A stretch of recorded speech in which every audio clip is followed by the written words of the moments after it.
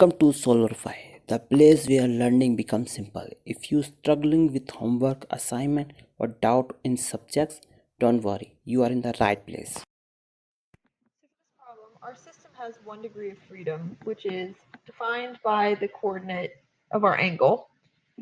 And when it undergoes a positive angular displacement, only the force and the couple moment are doing work. So we can use the law of cosines to form our first equation, which will be 0.6 squared is equal to xa squared plus 0.2 squared. We're going to subtract 2xa times 0.2 times the cosine of our angle. So we can differentiate this equation, and we can turn it into 0 is equal to 2xa times delta xa plus 0.4xa times sine of the angle times displacement of the angle minus 0.4 times cosine of the angle, and we're going to multiply that by delta xa. We can continue to work on this problem and turn it to delta xa is equal to 0.4 times sine of the angle over 0.4 cosine of the angle minus 2xa. So that'll be our first equation, and we're going to put this whole thing times displacement of the angle as well. So that's our first equation right there. So we know that it goes under a positive virtual displacement, and when the flywheel undergoes positive displacement, both the force and the couple moment are doing negative work. So knowing that, we can put our delta U is equal to 0, and our second equation is going to be our force times delta xa, and we're going to subtract the couple moment times the angular displacement, and we're going to set that equal to 0. So we can take this equation and we can fill in the first equation that we found, which will give us, so we have up here this equation, we will put our 0.4 times, let's see, 0.4 times the sine of the angle,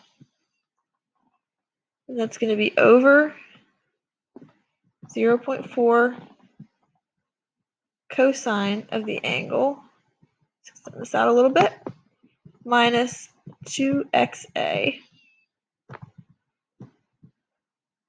and we're going to multiply that times our force plus our couple moment, and this whole thing is going to be multiplied by our angular displacement, and we will be setting that equal to 0. So we know that our angular displacement is not equal to 0, so because of that, we can rewrite this problem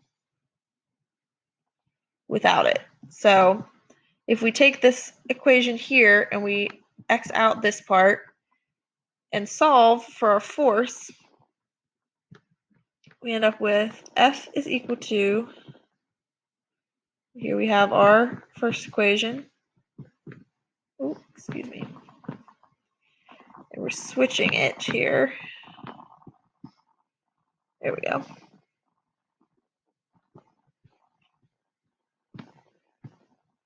Subtract our 2xa. Here on the bottom, we have our 0.4 xa times the sine of the angle, and all that's going to be multiplied by our couple moment. So at the equilibrium position of 60 degrees, we can take our first equation and fill in 0.6 squared is xa squared plus 0.2 squared minus 2xa, that's times 0.2, and then our cosine of the angle, which is 60 degrees. So we can solve this for xa, and we end up figuring out that our xa is equal to 0.6745 meters. So we can substitute in our couple moment here, and we can substitute in our angle that we know is 60 degrees into this equation, and it ends up coming out as our force is equal to,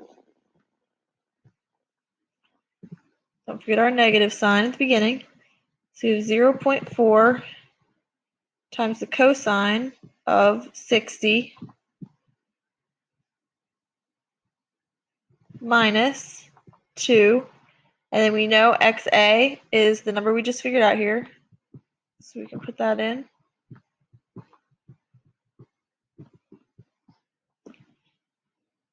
And that is going to be over 0.4 times the same number, our xa,